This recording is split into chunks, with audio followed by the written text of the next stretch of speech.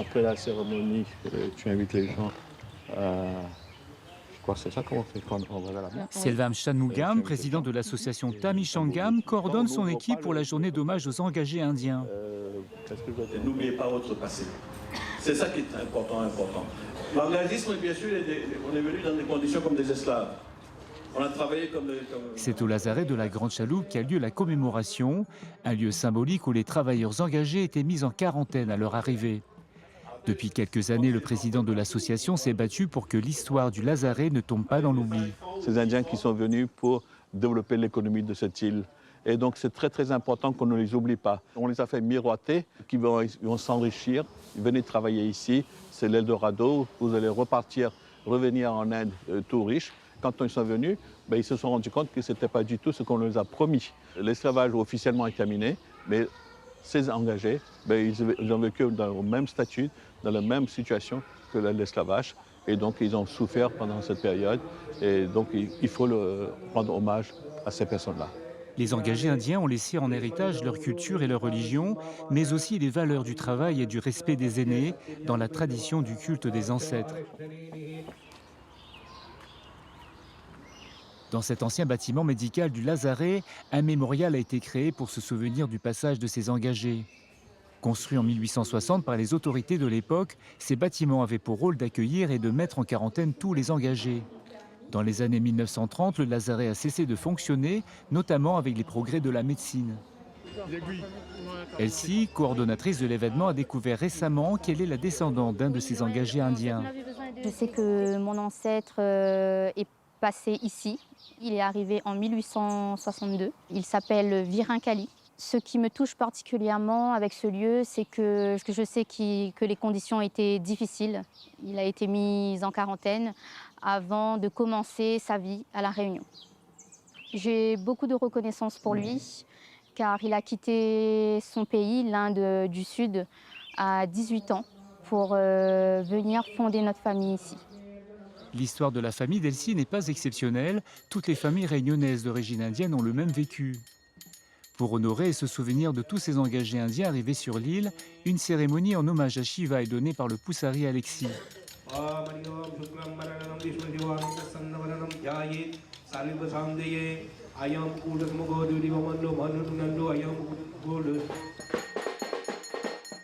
Devant le monument érigé en mémoire des engagés indiens sur le cimetière du Lazaret, Elsie souhaite rendre hommage à son aïeul. Sa famille comme sa sœur sont sensibles à sa démarche. J'ai un projet qui va bientôt voir le jour, qui est de rendre hommage à mon ancêtre, Virankali.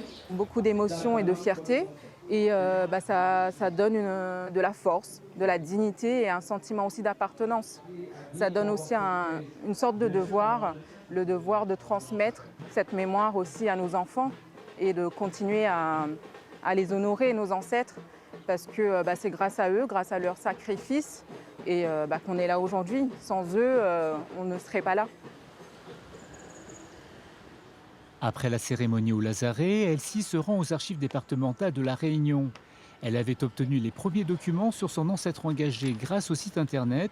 Elle vient découvrir en main propre l'acte de mariage de son aïeul, Kali Virin. Donc c'est le registre des mariages qu'on vous avait demandé.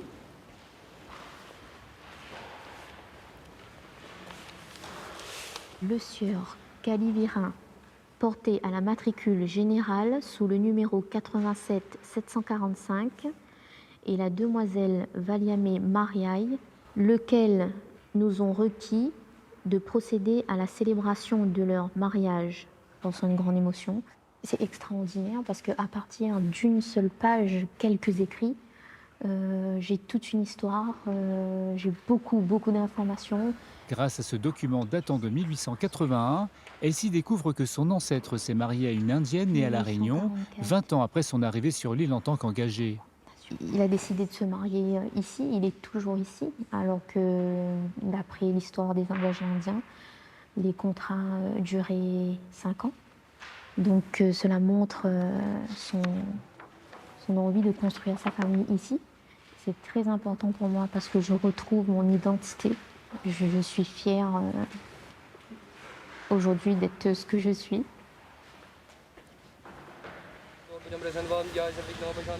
La fin des 15 jours de souvenir des ancêtres se termine sur la plage de Saint-Paul. Ce dernier jour de commémoration dédié à tous les défunts est le plus important. Dans les croyances du culte hindou, l'âme des défunts sera libérée. Virin Kali, mariage Vayame, Joseph, Selai, Selambai. Pendant la cérémonie, Elsie, comme tous les fidèles, fait lire le nom de ses ancêtres par le poussari afin de les honorer. D'après ce que j'ai appris, nous faisons cette cérémonie au bord de l'eau, car d'après nos croyances, nous venons de l'eau. Parmi ces offrandes, nous avons des boules de riz mélangées à des graines de sésame. Nous les déposons à la mer.